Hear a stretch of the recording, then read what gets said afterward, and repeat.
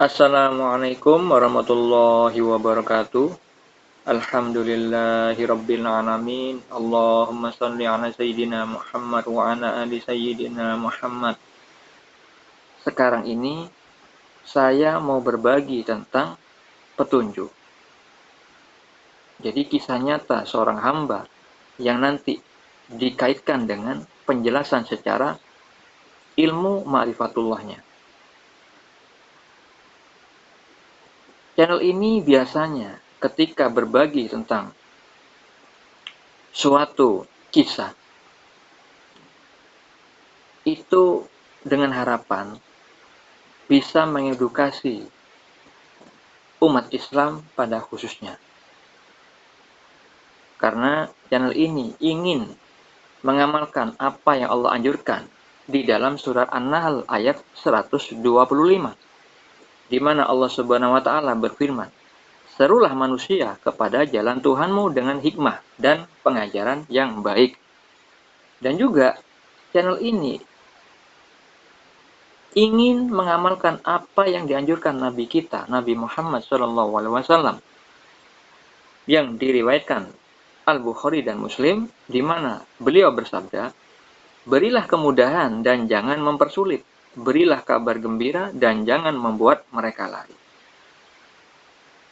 Jadi, dua alasan itulah kami biasanya ketika ingin berbagi tentang suatu materi, insya Allah akan selalu disertai dengan kisah-kisah nyata, yang mana hal itu tidak diambil dari internet atau media medsos lainnya, melainkan kebanyakan dari kisah nyata hidup saya pribadi atau istri saya atau orang terdekat kami.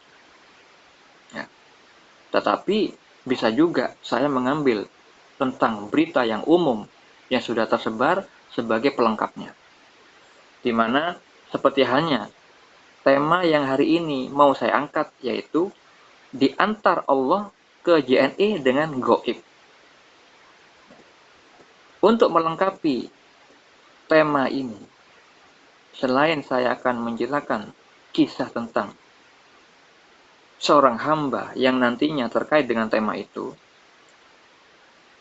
perlu kiranya saya ceritakan terdahulu tentang suatu berita yang saya akan ceritakan nanti ada kaitannya dengan kisah yang saya sebutkan yang terkait dengan tema ini.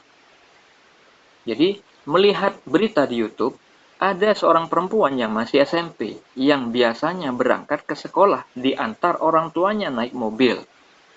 Saat di hari yang lain, dia naik motor sendirian, tidak bersama ortunya.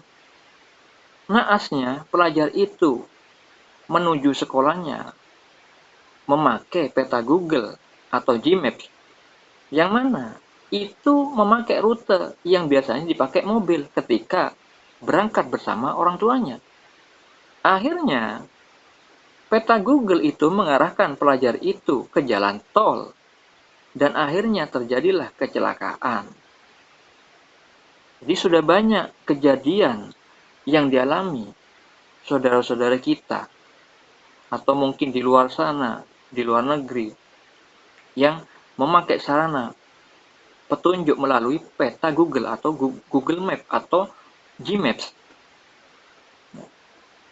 Jalanan yang kita lewati diarahkan oleh peta Google itu ternyata jalannya sempit, ada yang ternyata jalannya buntu, ada yang sampai terprosok hampir jatuh ke jurang, seperti itu. Itu sering terjadi. Makanya dari kisah ini saya akan menceritakan suatu kisah di mana seorang hamba ada yang mengaplikasikan dengan cara kegoiban tanpa teknologi buatan manusia.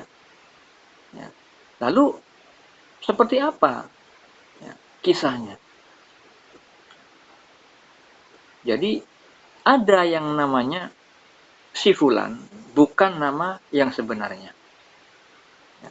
Di mana si Fulan ini ketika masih kerja di suatu kota besar ingin mengirimkan paketan dan ingin memakai jasa pengiriman JNE.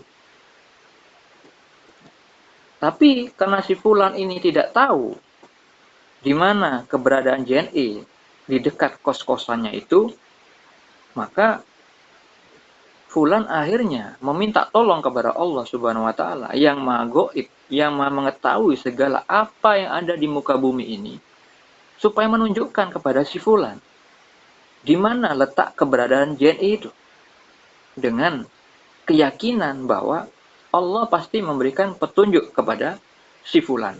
Karena fulan memang orangnya begitu, seringkali mengikut sertakan Allah di dalam perkaranya. Nah, ini sifat orang yang sudah makrifat kepada Allah. Orang yang selalu ingat kepada Allah di dalam suatu perkara. Karena manusia yang makrifat itu adalah orang yang senantiasa bergantung kepada Allah. Jadi tidak menuhankan dirinya sendiri. Karena diri manusia itu memiliki keterbatasan, ilmu yang terbatas, pengetahuan yang terbatas, akal yang terbatas. Jadi semuanya serba terbatas. Sehingga ketika fulan mengikut sertakan Allah Subhanahu wa taala di dalam perkaranya, itu tandanya dia mengenal Tuhannya dan juga kenal dirinya. Kenal dirinya sebagai manusia yang diciptakan lemah, tidak mengetahui kalau tidak diberitahu oleh Allah. Lemahnya manusia itu disebutkan di dalam surat An-Nisa ayat 28, di mana Allah Subhanahu wa taala berfirman, manusia diciptakan bersifat lemah. Begitu juga di dalam surat Ar-Rum ayat 54. Allah berfirman, dialah yang menciptakan kamu dari keadaan lemah. Ya. Jadi, fulan mengetahui bahwa dirinya diciptakan sebagai manusia yang lemah, memiliki keterbatasan. Itulah sifat ketahuan dirinya itu, bahwa fulan tidak akan bisa mengetahui apapun kecuali diberitahu oleh Allah yang Maha mengetahui. Nah, akhirnya si fulan ketika akan mengirimkan paketan tersebut, berangkatlah si fulan ini naik motornya. Ya, setelah meminta kepada Allah di dalam hatinya, minta agar Allah menunjukkan di mana keberadaan JNE tersebut, fulan akhirnya berangkat membawa paketan yang mau dia kirimkan. Jadi fulan ini tidak tahu JNE itu di mana tempatnya. Karena fulan ini orangnya jarang keluar. Kalau pulang dari bekerja, dia biasanya di kos-kosan, sendirian, melihat film, atau apapun lah aktivitasnya di dalam kamar. Sehingga bisa dikatakan fulan ini kuper. Ya, nggak ngerti JNE kalau misalkan ada di dekat situ, fulan nggak ngerti karena memang nggak sering keluar. Akhirnya ketika dalam perjalanannya menuju JNE itu, ada sesuatu yang mengejutkan. Apa itu? Ketika fulan berjalan dengan motornya, berkendara dengan perlahan, dengan berharap Allah memberikan petunjuk di mana keberadaan JNE tersebut. Tiba-tiba ada mobil yang menyerempet, seolah-olah kayak menyerempet. Ya, fulan kaget, karena hal itu mendadak kejadiannya. Ketika mobil itu kayak menyerempet, fulan nggak marah, nggak memaki mobil itu. Justru langsung hatinya langsung klik kepada, wah, ini Allah ini. Maksudnya bukan Allah yang mengendarai mobil, tapi Allah lah yang mengarahkan mobil itu, menggerakkan dengan kekuasaannya, di mana Allah Maha Kuasa atas segala sesuatu. Akhirnya mobil itu ya, seolah-olah menyerempet si fulan, padahal Allah sebenarnya dengan sarana mobil itu ingin memberitahu ya, kepada fulan bahwa itu kode etik dari Allah, supaya kamu memahami di depan situ ada JNE. Maka ketika mobil itu masih terlihat bagian belakangnya, ketika setelah selesai menyalip si fulan, Fulan dalam keadaan agak di pinggir jalan raya besar. Tapi ketika sudah mengetahui dengan keyakinan bahwa ini kayaknya Allah nih memberi petunjuk lewat adanya mobil yang akan menyerempetku ini. Kayaknya di depan sini kayaknya. Begitu instingnya kuat bahwa itu petunjuk dari Allah, maka fulan mengikuti kata hatinya. Ya. Dia memelankan laju kendaraan motornya sembari menepi, sembari matanya si fulan mencari-cari mana yang dimaksudkan Allah ini. Ternyata benar, saudara-saudariku. Ada JNE beberapa meter ya, di depan si fulan. Jadi ketika mobil itu sudah lewat, JNE itu kelihatan di situ. Masya Allah. Jadi nggak perlu nyebrang, melainkan di pinggir.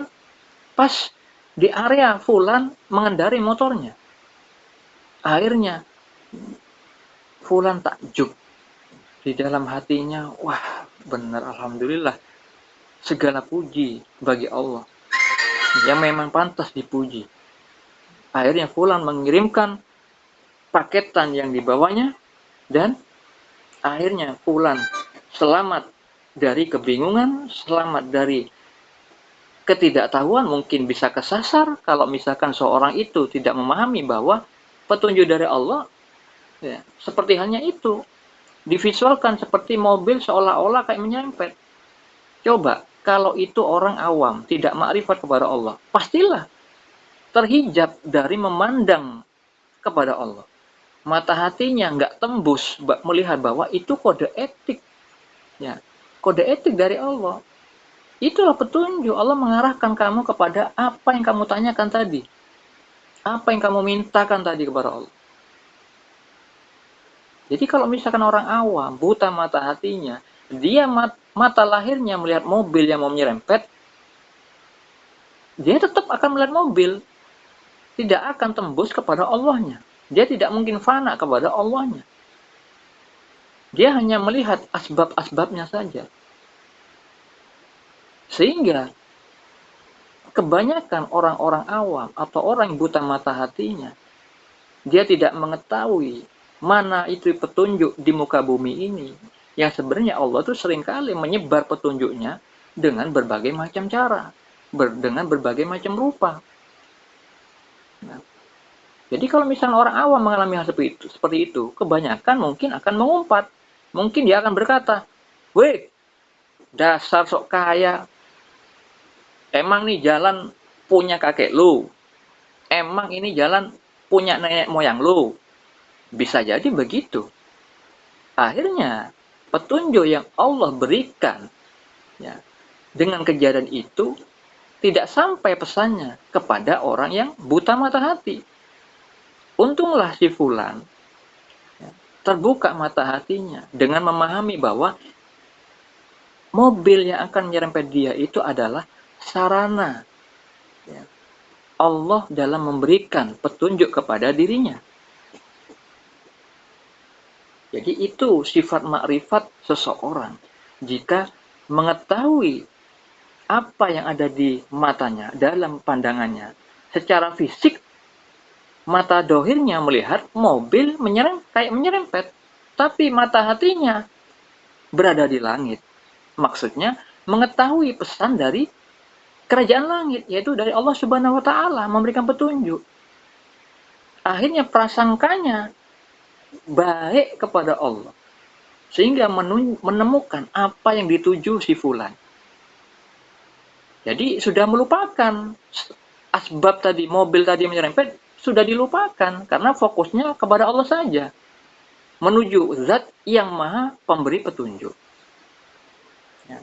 Sehingga fulan meyakini apa yang difirmankan Allah Subhanahu wa Ta'ala di dalam surat Al-Hadid ayat 22, di mana Allah Subhanahu wa Ta'ala berfirman, "Setiap bencana yang menimpa di bumi dan yang menimpa dirimu sendiri, semuanya telah tertulis dalam kitab Lauh Mahfuz sebelum kami mewujudkannya. Sungguh, yang demikian itu mudah bagi Allah." Jadi semua kejadian di muka bumi ini sudah tercatat. Ketika bumi seisinya belum diciptakan oleh Allah, Ya, 50.000 sebelum bumi dan seisinya diciptakan, Allah sudah mencatatkan semua kejadian-kejadian di muka bumi ini. Dan manusia itu diberikan kodok dan kodar, ketentuan dan kadar, ketentuan dan ukuran. Kalau dia tidak berlindung kepada Allah, bisa jadi kesasar dan bisa jadi celaka seperti hanya pelajar yang tadi saya kisahkan di awal. Dia tidak berlindung kepada Allah, tapi berlindung dengan peta buatan manusia. Jadi peta Google itu buatan manusia. Dia berlindung dengan peta. Akhirnya, kecacatan dari program yang dibuat manusia itu mencelakakan pelajar itu. Ya, semoga dia diberi kesembuhan sekarang ini. Amin. Ya Rabbal Alamin. Tapi si Fulan memakai teknologi yang lebih canggih, yaitu zat yang maha goib, yang memiliki segala macam ilmu di luar batas nalar manusia. Sehingga Fulan diberi keselamatan karena Allah sifatnya maha memberi perlindungan, maha pemberi keselamatan, maha pengasih, maha penyayang. Yang mana sabda Nabi Muhammad SAW bersabda, Allah itu sifat kasih sayangnya melebihi kasih sayang seorang ibu terhadap anak. Makanya disifat maha penyayang. Allah tidak pernah menzalimi hamba-hambanya, apalagi terhadap hamba yang selalu berzikir, selalu mengingat Allah dalam keadaan apapun, di dalam keadaan keramaian maupun di saat sendirian. Jadi di saat keramaian di jalan raya, Fulan tetap fokusnya kepada petunjuk Allah. Hingar-bingar kendaraan di kanan kirinya, klakson mobil mungkin yang bertebaran di jalanan saat itu. Ya. Dia fana atas keramaian itu, nggak kedengeran, tapi yang kedengeran di mata hatinya. Ya. Jadi telinga yang di dalam dada itu mendengar petunjuk dari Allah. Nah, itulah bukti mata hati Fulan terbuka. Ya. Jadi anjuran Allah kepada orang-orang yang tidak mengetahui sebenarnya sudah difirmankan di dalam surah An-Nahl ayat 43. Di mana Allah Subhanahu wa taala berfirman, "Dan kami tidak mengutus sebelum engkau Muhammad, melainkan orang laki-laki yang kami beri wahyu kepada mereka. Maka bertanyalah kepada orang yang mempunyai pengetahuan jika kamu tidak mengetahui."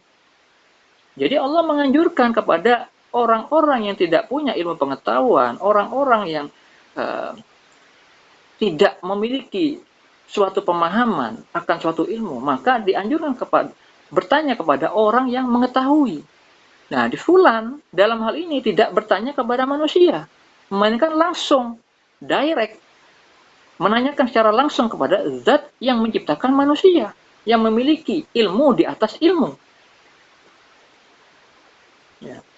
Akhirnya, Fulan selamat karena mengandalkan zat yang maha penguasa. Ya. Sehingga benarlah apa yang difirmankan Allah di dalam surat Al-Hajj ayat 54. Di mana Allah itu memberi petunjuk bagi orang yang beriman kepada Al-Quran. Ya. Allah Ta'ala berfirman, dan agar orang-orang yang telah diberi ilmu meyakini bahwa Al-Quran itu benar dari Tuhanmu, lalu mereka beriman dan hati mereka tunduk kepadanya, dan sungguh Allah memberi petunjuk bagi orang-orang yang beriman kepada jalan yang lurus. Nah, jadi Fulan itu diberi petunjuk oleh Allah karena Fulan meyakini apa-apa yang difirmankan Allah dalam Al-Quran itu benar adanya. Karena keimanan Fulan itu benar dilihat oleh Allah yang maha mengetahui hal yang batin, maka Allah memberikan petunjuk. Ya. Walaupun Fulan tidak lagi bersila di dalam masjid, dia di atas motor, tapi petunjuk itu didatangkan dengan tiba-tiba, pas di saat Fulan belum melewati JNE tersebut. Maka Allah maha teliti. Ya benar apa yang difirmankan di dalam Al-Quran. Allah itu maha teliti. Jadi di dalam surat Fatir ayat 2, di situ Allah berfirman tentang rahmat yang diberikan kepada manusia. Apabila Allah sudah berkehendak, tidak ada siapapun yang bisa menahan petunjuk itu atau menghalangi petunjuk itu ketika Allah sudah menghendaki kepada hamba-hamba yang dikehendakinya mendapat petunjuk. Di mana Allah Subhanahu wa taala berfirman, "Apa saja di antara rahmat Allah yang dianugerahkan kepada manusia, maka tidak ada yang dapat menahannya. Dan apa saja yang ditahannya, maka tidak ada yang sanggup untuk melepaskannya setelah itu. Dan dialah yang Maha Perkasa, Maha Bijaksana." Jadi saudara-saudariku yang dirahmati Allah, sungguh benar-benar terbukti bahwa Allah Sang Maha Pemilik bumi, Sang Maha Esa, Sang Pemilik bumi dan seisinya itu mengetahui segala apa yang tergandung di bumi, baik yang ada di atasnya maupun yang ada di dalamnya. Dia berkuasa atas segala sesuatu dan ilmu Allah meliputi segala sesuatu. Di mana Allah Subhanahu wa taala berfirman di dalam Al-Qur'an yang beberapa ayat di antaranya. Surat Saba ayat 2. Allah berfirman, Dia mengetahui apa yang masuk ke dalam bumi, apa yang keluar darinya, apa yang turun dari langit, dan apa yang naik kepadanya. Dan dialah yang Maha Penyayang, Maha Pengampun. Juga disebutkan di dalam surah An-Nisa ayat 126. Allah Ta'ala berfirman, dan milik Allah lah apa yang ada di langit dan apa yang ada di bumi. Dan pengetahuan Allah meliputi segala sesuatu. Dalam surat Al-A'raf ayat 89, Allah berfirman, pengetahuan Tuhan kami meliputi segala sesuatu. Kepada Allah sajalah kami bertawakal. Di dalam surah Al-Baqarah ayat 284, Allah berfirman, Allah Maha Kuasa atas segala sesuatu. Jadi, saudara-saudariku yang dirahmati Allah, kisah Fulan tadi mengajarkan bahwa sangatlah penting menjaga prasangka yang baik kepada Allah. Sehingga hal itu menjadi keselamatan bagi manusia yang beriman, yang berprasangka baik kepadanya. Sebagaimana Rasulullah SAW menganjurkan kita semua dalam sebuah hadis yang diriwayatkan Al-Bukhari, Muslim, Ibnu Majah, dan Tirmizi, di mana beliau bersabda, Aku bersama prasangka hambaku dan aku akan selalu bersamanya selama dia mengingatku. Maka aku akan mengingatnya di dalam diriku. Apabila dia mengingatku dengan begitu banyaknya, maka aku akan mengingatnya lebih banyak darinya. Dan apabila dia mendekatiku sejengkal, maka aku akan mendekatinya sehasta. Dan apabila dia mendekatiku sehasta, maka aku akan mendekatinya sedepak. Dan apabila dia mendatangiku dengan berjalan, aku akan mendekatinya dengan berlari. Jadi kalimat hadis ini itu kalimat-kalimat secara maknawi, ya, bukan secara syariat. Karena Allah itu tidak mungkin berjalan, tidak mungkin berlari. Ya. Jadi ini ada makna yang tersirat di dalamnya. Intinya hadis ini menyebutkan bahwa ketika seorang hamba berprasangka baik kepada Allah, maka Allah pasti membalas ya dengan yang lebih baik. Jadi ketika seorang itu mendekat kepada Allah dengan ketaatan yang dilakukan, maka Allah membalas dengan yang lebih besar, dengan yang lebih baik, melebihi ketaatan, melebihi amal yang dilakukan oleh manusia. Karena manusia itu hakikatnya sebenarnya tidak bisa beramal dengan dirinya sendiri. Ya. Melainkan Allah lah yang menciptakan amal di saat manusia masih belum lahir, di saat manusia masih berupa janin, usia 4 bulan di dalam kandungan. Ya, ditiupkan ruh di mana terdapat 4 ketetapan, yaitu rizkinya, ajalnya, amalnya, masa bahagia atau celakanya. Jadi amalnya sudah tertulis. Ya, jadi manusia tinggal menjalani. Jadi ketika orang makrifat itu beramal, dimampukan sama Allah beramal dengan amal yang baik, maka dia tidak mungkin ujub atau pamer di dalam dirinya. Tidak berbangga atas amalnya, melainkan dia pasti bersyukur karena tahu hakikatnya amal itu adalah karunia dari Allah. Sebagaimana Allah Ta'ala berfirman di dalam surah An-Nisa ayat 79. Ya. Allah Ta'ala berfirman, jadi kebaikan apapun yang diperoleh manusia itu adalah dari sisi Allah. Ya, itulah makna dari la haula wala quwata illa billah. Jadi kaitannya dengan makna kalimat la haula wala quwata illa billah. Jadi manusia tidak punya ya, daya untuk menghindari maksiat kalau tidak ada rahmat dari Allah, tidak ada pertolongan dari Allah. Jadi tidak bisa manusia itu menghindari kemaksiatan, ya, kesalahan. Seperti hanya tadi kisah pelajar yang naas tadi. Itulah sifat manusia. Tapi ketika manusia itu berlindung kepada Allah dengan mengikut sertakan Allah di dalam perkaranya, di dalam kehidupannya, dalam segala masalah apapun, mulai yang kecil sampai yang besar, sebagaimana Nabi Muhammad SAW, kita dianjurkan selalu bergantung kepada Allah meskipun urusan meminta garam, bahkan urusan sampai tali sendal putus pun, itu seharusnya minta kepada Allah. Artinya Rasul menganjurkan hal yang sepele saja, itu kita dianjurkan untuk meminta kepada Allah. Jadi kita ini makhluk yang bergantung. Sedangkan Allah sifatnya Al-Qayyum. Ya. Jadi makhluk yang berdiri sendiri, tidak bergantung kepada makhluk. Jadi kalau kita mengenal diri kita yang harus bergantung, maka otomatis meninggikan sifat Allah yang mana dia Al-Qayyum, makhluk yang berdiri sendiri, makhluk yang tidak bergantung. Jadi seperti itu. Nah, hikmah-hikmah beberapa di antaranya yang bisa kita petik di kisah ini. Semoga hal ini bermanfaat bagi Anda maupun saya dan semua orang yang melihat konten ini.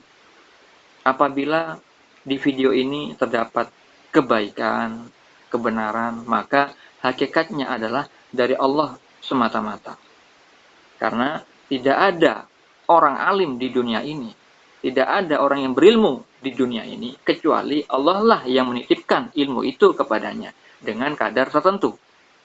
Tetapi apabila di video ini ada kesalahan, banyak kekurangan, pastilah itu asalnya dari saya yang bodoh ini, saya yang fakir ilmu ini. Mari kita jadikan apa yang kita lihat dan apa yang kita dengar menjadi sarana beribadah kepada Allah. Sehingga kita insya Allah menjadi orang yang ganjil di hadapan Allah yang maha ganjil. Itu saja yang bisa saya sampaikan kali ini.